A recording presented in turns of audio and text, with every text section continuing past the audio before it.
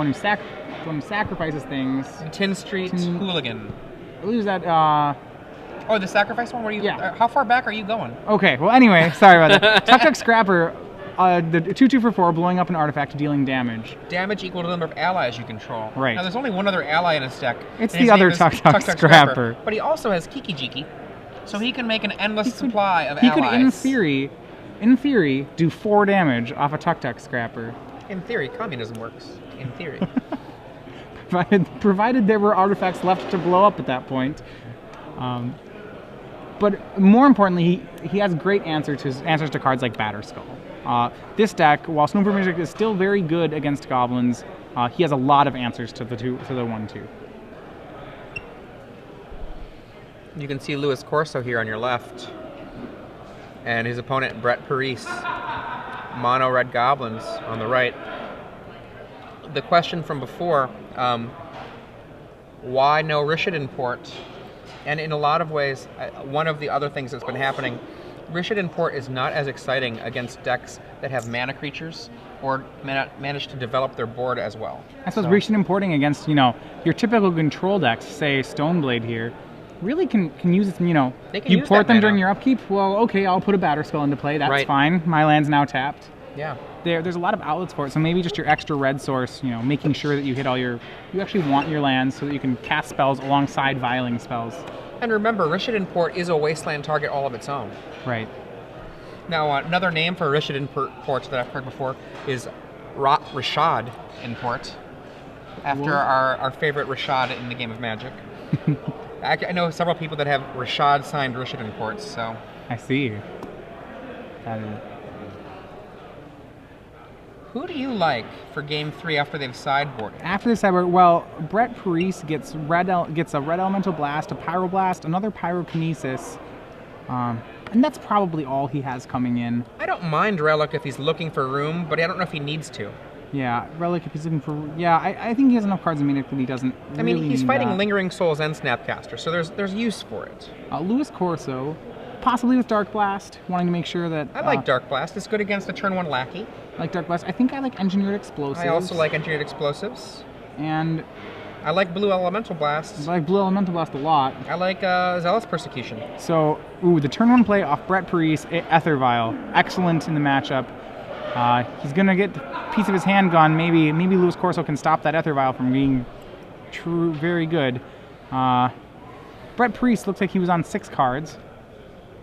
So now soon will be on 5. At this point, Corso, actually, he can't... Remember that Brett can't cast the Warren Instigator here. So Corso actually has the ability, as long as Brett has to be careful, but if he can answer he can really strand a lot of cards. Goodbye, Matron. So Brett's line right now is to try to vial in an Instigator and hope to draw some big angry goblin.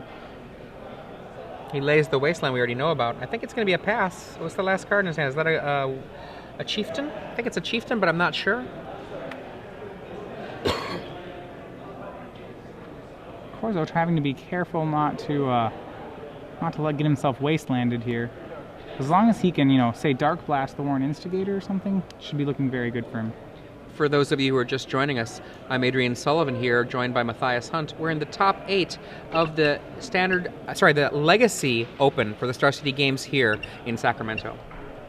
And another land drawn by Brett Parise. Now, between Ether Vial and lands, he's probably set for the game on those cards.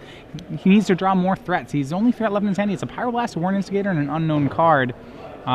Instigator may be really good here, but it's going to need to have something to put into play. Corso with 2 Swords to Plowshares, it appears in his hand, ready to deal with lots of Brett's draws. Louis just needs, probably looking for really a threat of his own, and once he gets there, if he can draw something like a Stoneforge Mystic or a Jace, or Jace the Mind Sculptor, that should be very strong.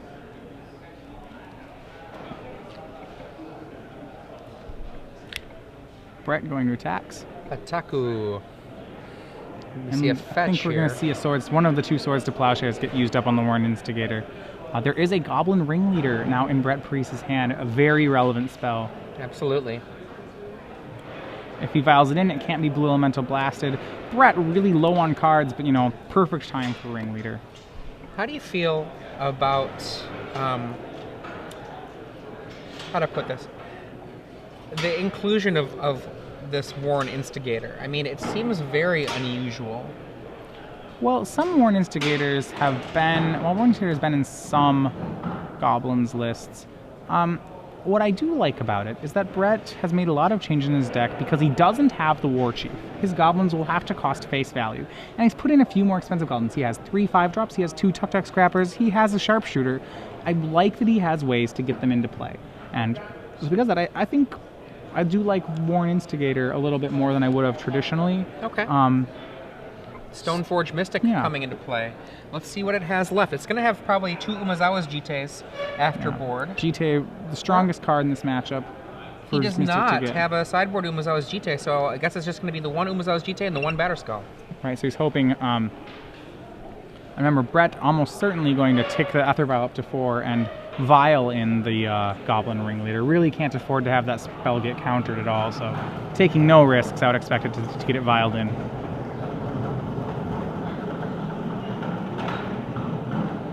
A little tap from Brett Parise on his opponent's deck. All right. Theoretically, 1 is required to shuffle. We have, is that 2 Force of Wills? And I think that's 2 Force of Wills in Luis Corso's deck. Okay. Hand. He taps the Aether Vial to see if Lewis has any responses. And he doesn't, so on the next turn, Brett up to 4, taps Ether Vial. All right. Ringleader. Let's see how many cards we draw. It's that fabled mono-red Tuk-Tuk. The Scrapper, huge here. Only a single Tuk-Tuk Scrapper.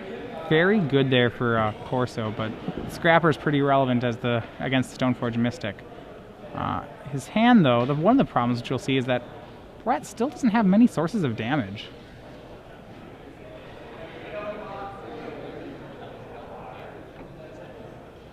And he's going to start another Ether Vial up. Really stranding those 2 Force of Wills in Lewis's hand.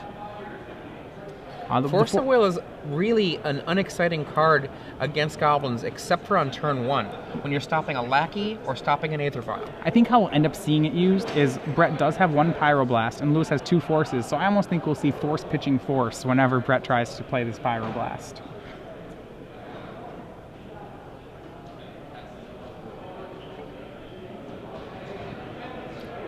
So Brett swinging in. Probably Stoneforge Mystic far too valuable to have it block here.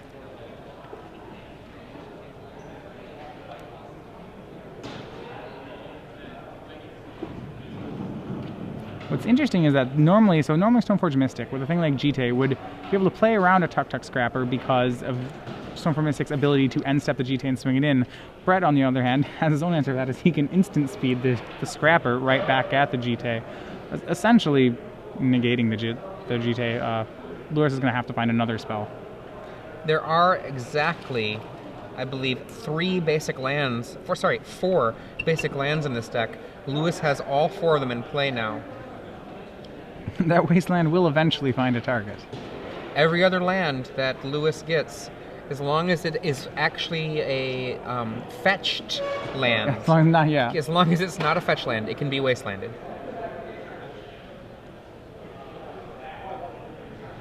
Right. Another tap by Brett Parise. Cast Jite, equip it, and he wants to do this before the Scrapper can come in. Yeah, while it's still stranded in the hand. Yep. So this way, the Scrapper will come in. Lewis will get to take down one of the creatures with him. Probably will end up taking down the Ringleader in case Brett ends up eventually making a Kiki-Jiki.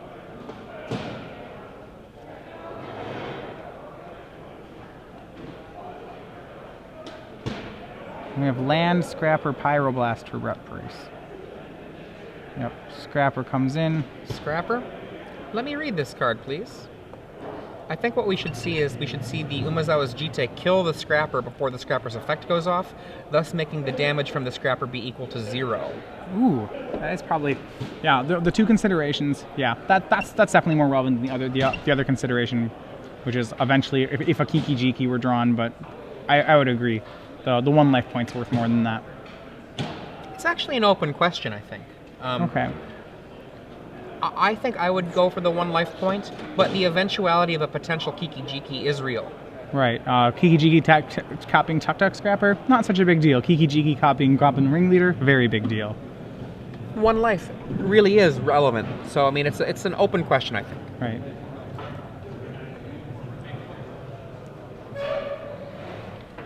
Lewis drawing a white card. This is not the of position sorts. that Brett wants to be in. Brett needs to get some action going, and he doesn't really seem to have much going on right now. Remember, the fun part of the Goblins is he is one Matron or one Ringleader away from all the action he could hope for. I mean, he might actually have a Matron in his hand, but merely be waiting for the Aether Vial to tick up to a 3 so that he can get it past any potential counter magic, whether it's Blue Elemental Blast, whether it's Force of Will, or anything like that. Right. He goes up to 5. Ooh. All right, so did he draw the Kiki-Jiki? Or any other Siege Gang commander, for example? In his hand, he has drawn another Pyroblast. No, he only has one. He only has one Pyroblast. So he is tapping the 5. And it is the play. Oh, Kiki-Jiki. You talk about in response. That is the saddest. He can respond to the. He can respond. Well, actually, no. Once he has said, "I'm tapping this," that's the moment he has to put it into play. So So there is a Kiki-Jiki now in there's going to play. be a game of chicken. Yeah. He can't act. He just has to just sit there, and neither of them can act. Right. Wow. So, as we turned out our discussion before, are we regretting our decision to kill the Tuk-Tuk Scrapper? Well, I mean, the odds of that Kiki-Jiki coming up were pretty small, It but is I mean, a it is one-off. real. And Stoneforging, in Batterskull. Yikes. So maybe if he has a Batterskull in hand, I think the decision is clear then to get rid of the Tuk-Tuks, to get rid of. Okay, and it looks like we're going to have a fake Ringleader come into play and maybe bring some friends to the party. Aether Vial, If Goblin that's a Chieftain, Chief, Red Blast, and another Ringleader. Oh my goodness. So once he tapped on 5, our decision, yeah. Goblin, such a good card advantage engine. Oh, it's so good. Block. Goodbye, Ringleader. I'm not sure actually. Oh yeah, sorry, that was done during attack steps. So. Yes. Okay. So Pyroblast, Ringleader, Chieftain out of Brett Parise. Question, so you probably work your second vial up to a 4? First 3 for the Chieftain and then 4 for the Ringleader?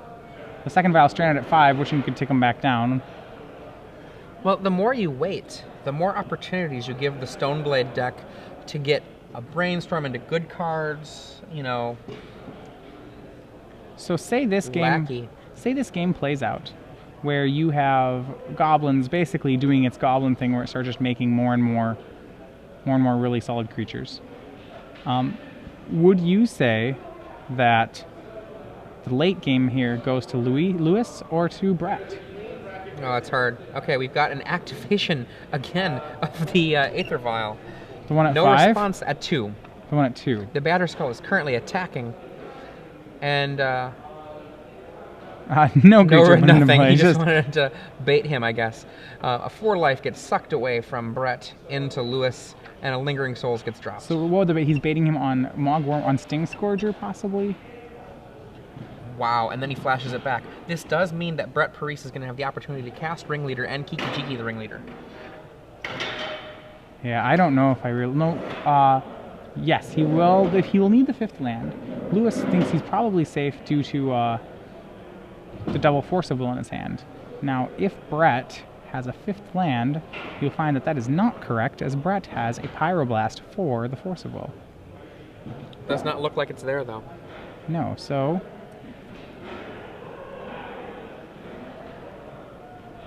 3, 4.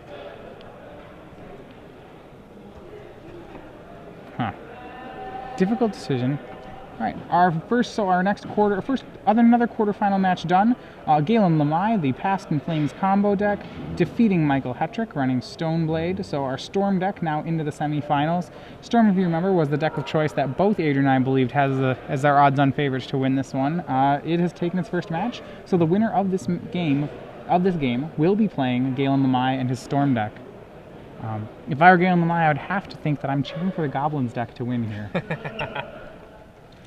To be fair, Brett Parise's Goblins list does run Chalice of the Void in the board, so it might be... It has some. It definitely has potential, but has some play. But I mean, Brett probably not excited about a Storm. I hear you. Now we see the movement of a Batterskull onto a Spirit. And the Germ dies, but we have a lot of Air Force going on now, including just a bomber squadron over there of a 5/5 flying, vigilant, lifelink Spirit.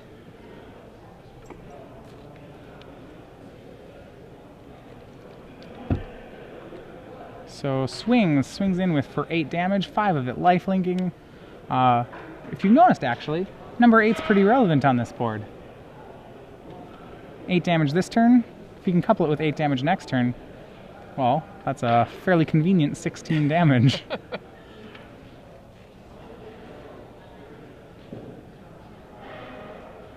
I think so. Does Brett have a way? Brett end of the turn.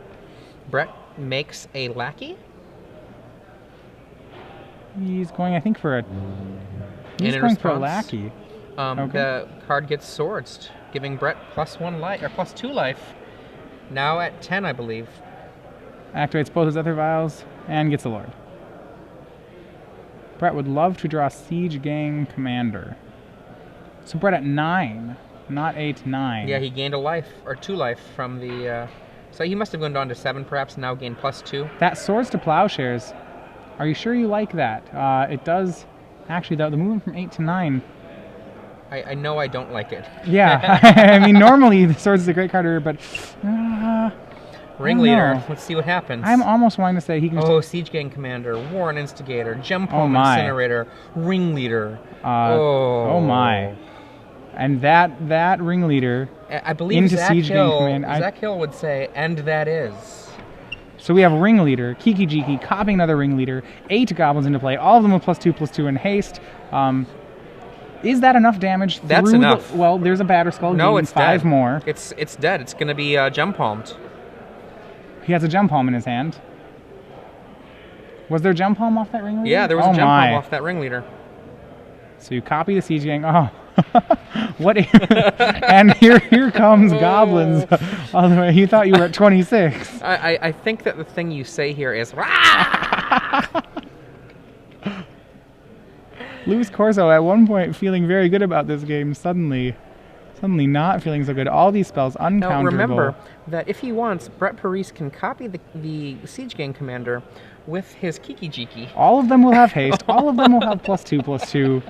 That is 8 goblins, all at 3/3 or more. That is at least 24 damage. That should be more than enough. Plays Instigator for extra measure. Also now 3/3 double strike and haste. And here... Wait, what is going on there? What? Was there... Maybe I didn't see a Gem Palm. Maybe that was... Okay, there must not... That must not have been a Gem Palm. Is there... So without the Gem Palm Incinerator, it's actually not enough damage? Once again, that 1 life they gave him off that Swords to Plowshares? The 2 life he gave him. There was he swords to Goblin Lackey. But there was a War Chief in play. Or a Chieftain, a Goblin Chieftain in play. So that makes it a 2/2. That is correct. It would be a 2/2. Yeah. So I think that would probably maybe put Brett at 10. I don't think it's really consequential either way. I think it's Brett's at 1 more than this swing. And next turn's swing, terrifying for Lewis. Kiki Jiki will make a lot of Siege Gang commanders. I thought I saw a Gem Palm Incinerator.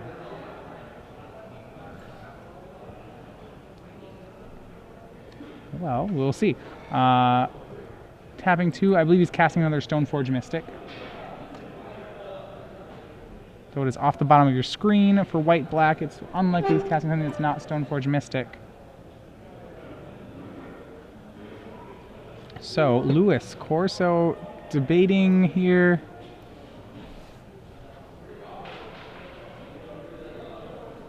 If he has an Umazawa's, it's... Sorry, he does not have...